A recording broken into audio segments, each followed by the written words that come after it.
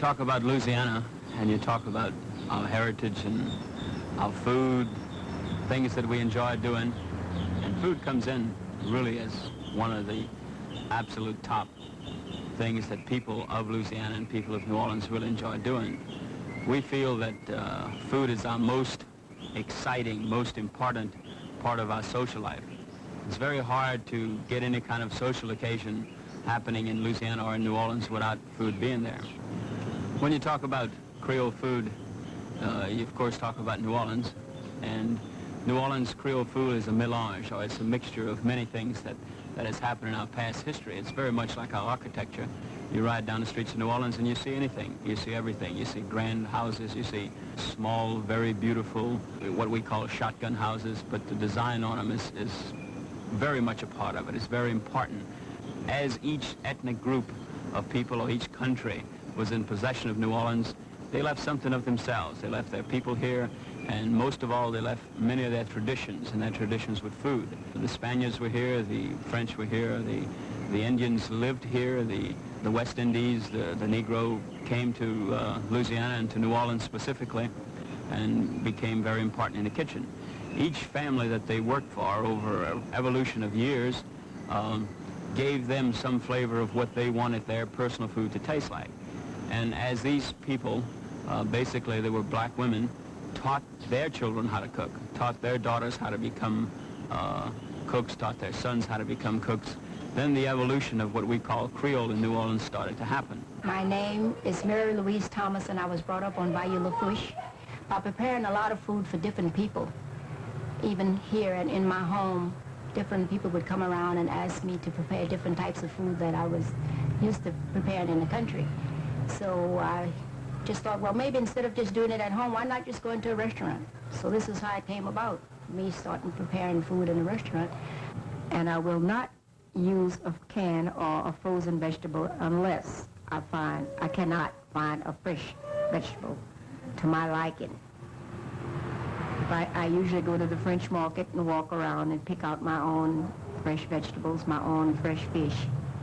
I don't want the butcher to send me anything. I want to go and pick it out myself.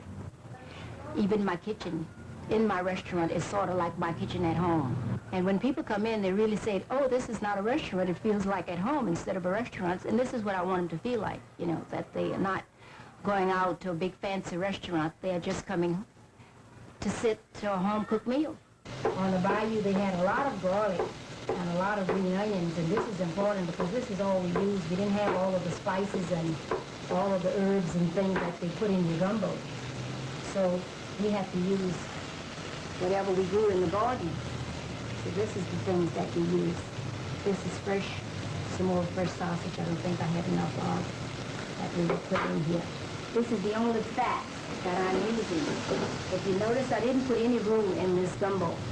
This is just all of the seasoning, Creole okra, shrimp, and crushed crab that we're putting in this gumbo. And let this simmer down for a while.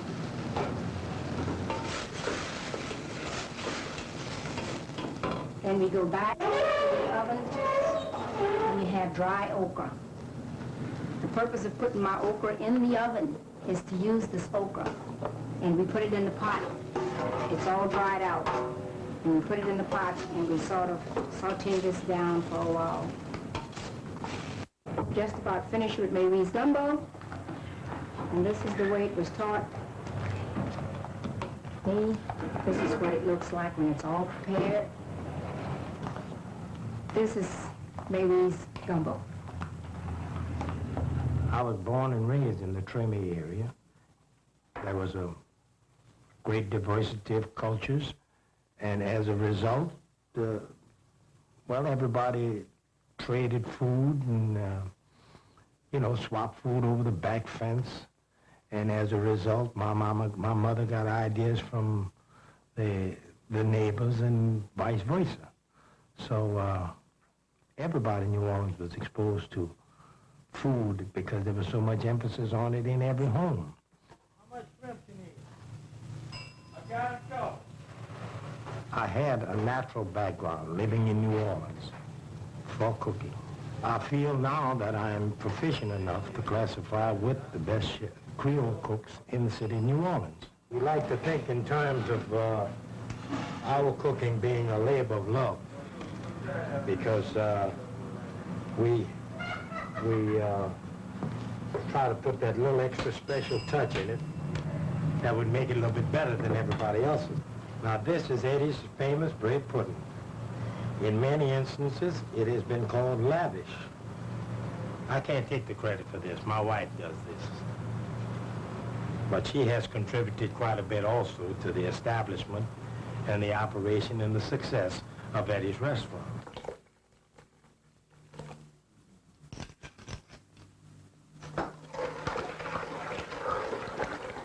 This is raisins.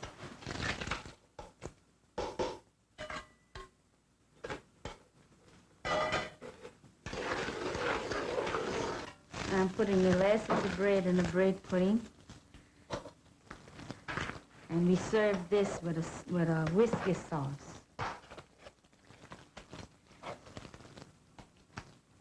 I'm putting the finished touches on the pudding. I'm getting ready to bake it so we could take it hot to the restaurant. Take a good, fresh item, a fresh piece of fish, a fresh piece of veal, or just make sure that it's never been frozen, our fresh crab meat. And then we add to it. We try to season that it just lifts it up just a shade, makes it taste better, makes it taste more like fish, make it taste more like beef, make it taste more like lamb. And that's what basically Creole's about.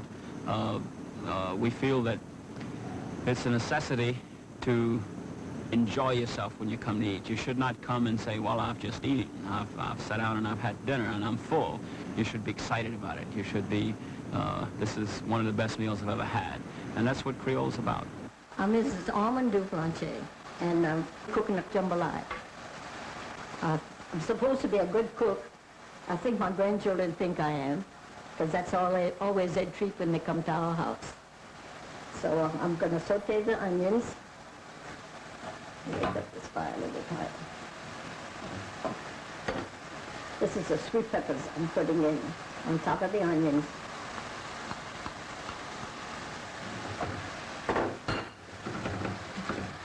I was 81 in March, and I can still do quite a bit in the kitchen. I just put the shrimp in to the onions and the sweet peppers that have been sauteed, and I have to let them cook for a while. Now I'm going to add in the pork sausages. You know, I learned to cook from my mother, who was a very good cook. I just took after her and tried it out for myself. And then when I started raising my family and tried all these kind of dishes on them, and they all loved it, so I just kept on doing it. Then when the grandchildren came, which were 41, you can imagine how many cups of rice I cooked in jambalaya. This is 2 cups of rice.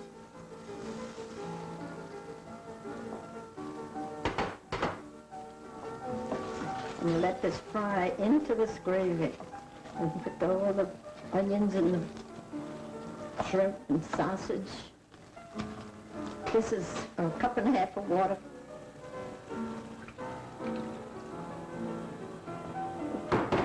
It's going to take about 20 or 25 minutes for this rice, for the rice to absorb all this water. And by that time, each grain should be separated and ready to devour.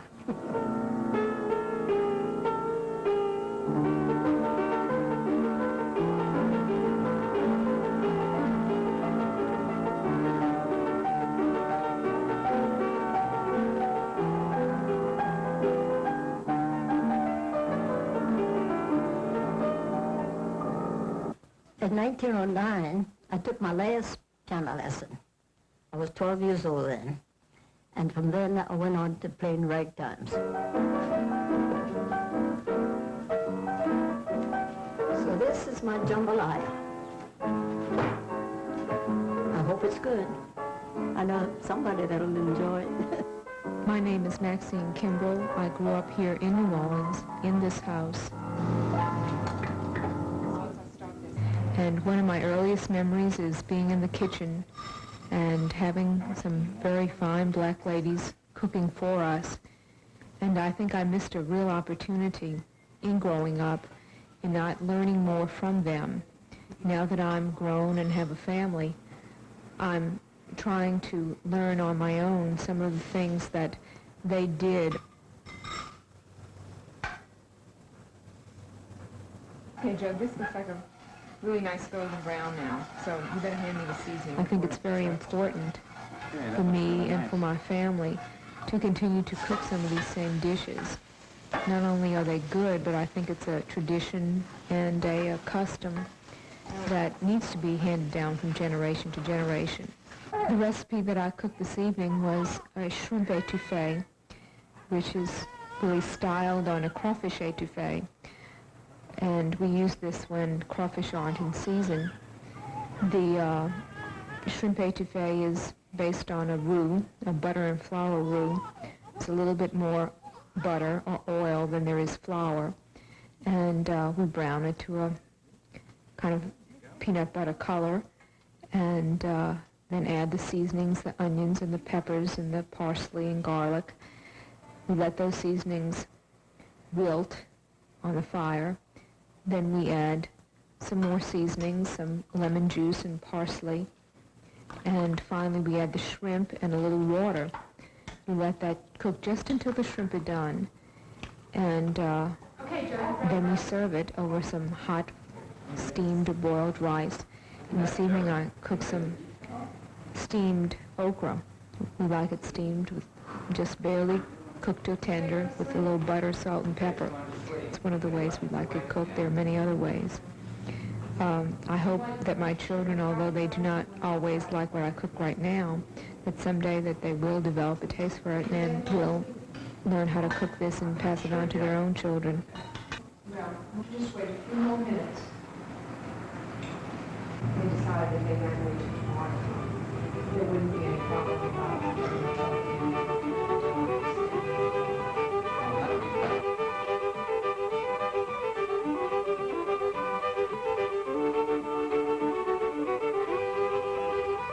People in South Louisiana live differently from other sections of the country that I've lived in. When we moved over here, we got in with a group of people who had the same ideas that we had and the same customs we had. And the first thing we knew, we invited a few to our house, and then they invited us. And the way it worked out at present, we have in our group, let's say, about 20 couples. These couples usually entertain 2 or 3 times a year. For instance, one of the group may go out and catch 10, 15 dozen of crabs, and when he gets back home, he usually invites from the group those that like that kind of seafood. These crawfish here, we fix them to steam them instead of boiling them. We don't put the water over the crawfish. We just put a little water at the bottom of the pot to form a steam. Do this! Be good with you. You said this one's right in too. Where'd be See? This is a continuous thing. You go to church on Sunday, women usually the one that promotes all these activities anyway. They get together and he says, why don't you come to the house?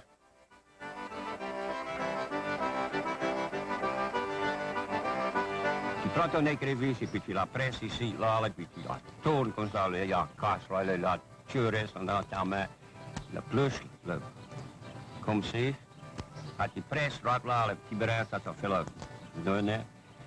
Il y a un petit morceau qui vient droite ici, tu ôtes ça, là. Tu mets ça à côté, tu manges ça après parce que c'est... Quand tu mets ça dedans, ce bon dip qu'ils ont fait en Kaplan. C'est bon. Le meilleur, c'est là, cette graisse qui est en dedans, là. Tu mets ton... Moi, j'aime mettre mon pouce dedans. Il y en a qui met le doigt comme ça, là.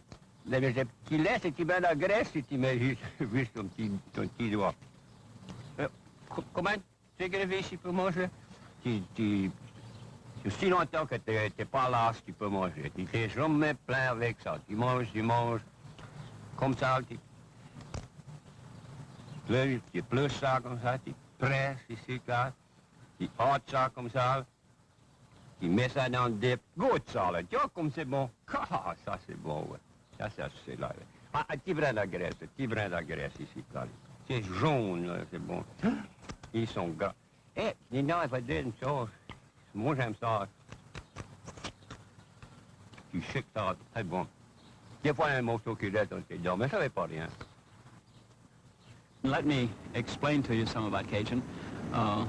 We don't have the restaurants that the New Orleans area has. We have a very distinctive food. We have a food that was created at home.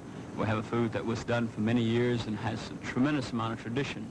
Basically, what it is old French cooking. It's French cooking of 300 years ago. It's the dark roux, it's the accent on the richness and the accent on very large flavor that's obtained by using very cheap products. We didn't have the fine veal that you find in a New Orleans restaurant. We didn't have the fine beef. We had what we raised, and we did a tremendous amount of canning. We did a tremendous amount of curing and smoking of our meats, and the water Cajuns did a tremendous amount of smoking and curing of fish and of canning and local vegetables and so on. And this is the way we made Cajun food happen.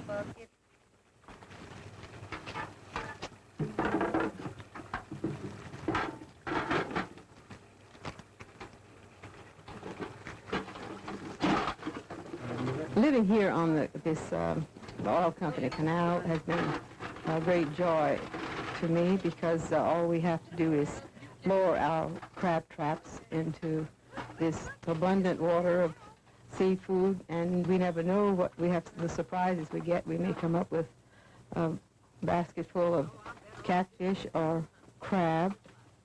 Then it finds its way to our table. It is most delicious, and it certainly is gratifying that we don't have to work very hard to do it. We can rock away and read and listen to our music and then just lift our traps, and there we have our meal, and we have to put it on the table.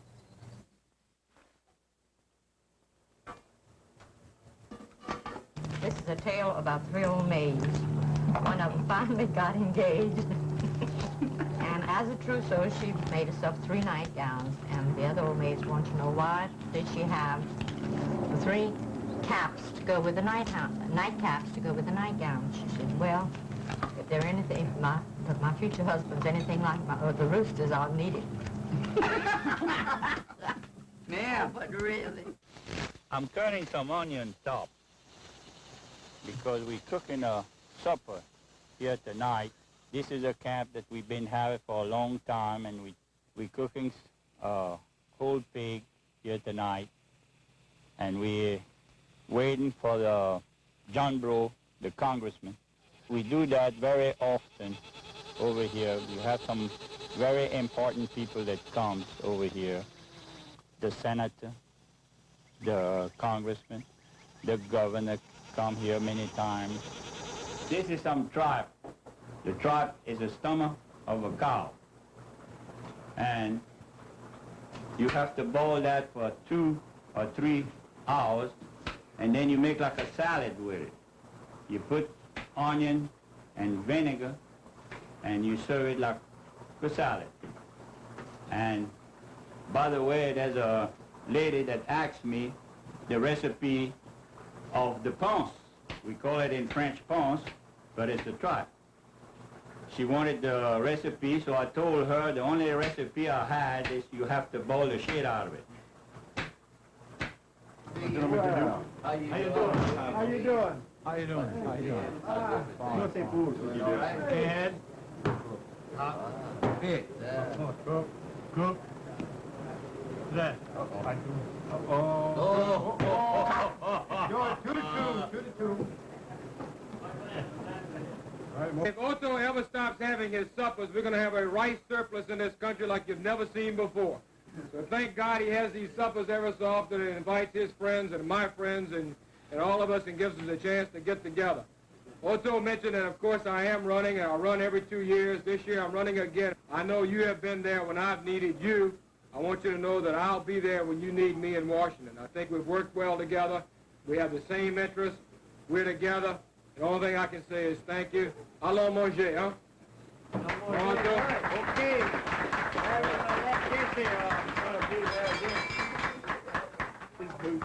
You don't have to ask you all come automatically. I'm 80%. Otto Trahan, and I'm the one that make the jambalaya that everybody brag about it tonight. I put some grease in the pot and I put some pork rib.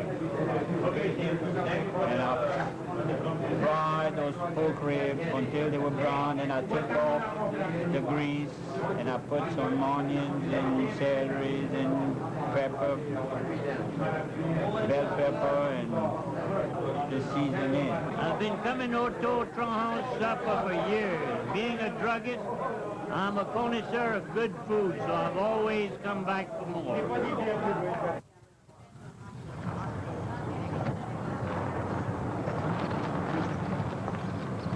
My name's Eddie. The reason for cooking all this lamb is because every year at this time of the year I make a barbecue and invite a bunch of my friends, and they love this lamb.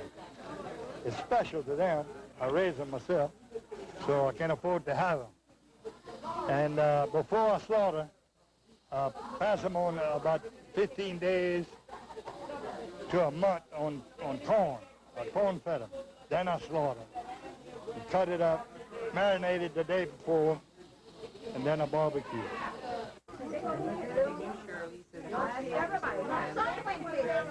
Before the days of refrigeration, in order for the people, especially farmers, to have a supply of fresh meat every day or during the week, they used to organize into groups consisting of about 20 or 25 people. And each week, one of these fellows would kill a calf.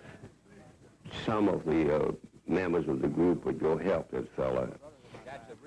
It gave a means by which people would get together and at the same time give them a supply of fresh meat.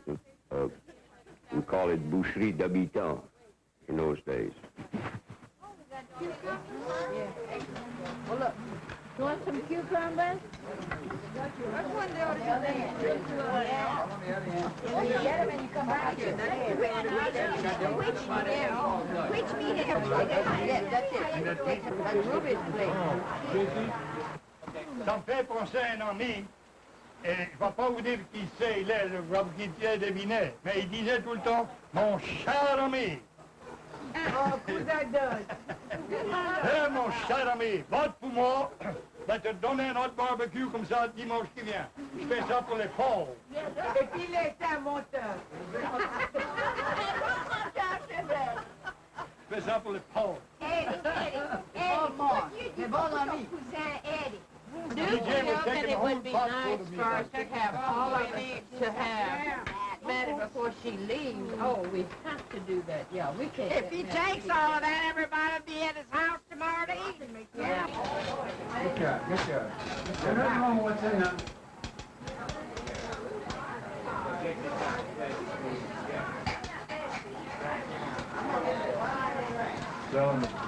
When you talk about Cajun food, you talk about something that's exciting.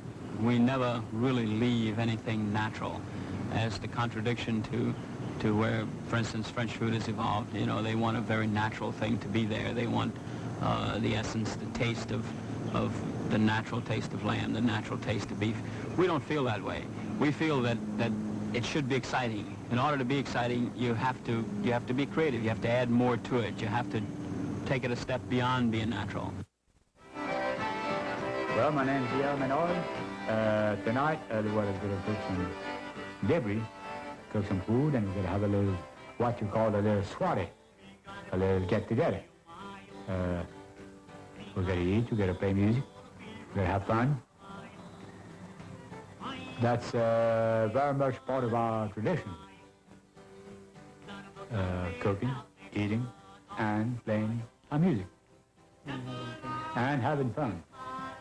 Well, that goes without saying. When you play music, when you're eating, you are having fun. No question about it. Filming that boy up? Yeah. I can't eat all of this. I'm on a diet. A diet? Don't get nervous. This minute there. No. Not me. He doesn't sound nervous type. Have you guys ever played on the ground or anything? Oh, you get to... Never. Did you, Doc? You can't eat your cooking? He did. You did with Jimmy C. Newman? Jimmy Davis. Oh, Jimmy Davis. Davis. Yeah. He made Manitoba. He was his servant. Jimmy Davis.